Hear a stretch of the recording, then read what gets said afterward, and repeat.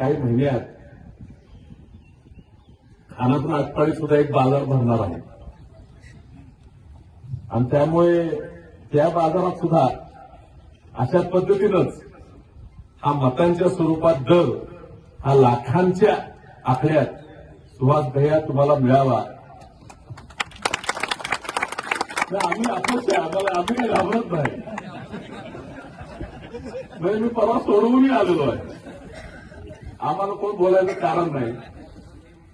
कारण जिथं आमच्यावर प्रेम दिसतंय तिथं आम्हाला प्रेम द्यायचं कळतंय आणि त्यामुळे आम्ही ताकदीनं तुमच्या पाठीशी राहणार आहे. ह्यात काय डरवायची गरज नाही. प्रयत्न करणार की तुम्ही आमच्याकडनं उभा राहावं.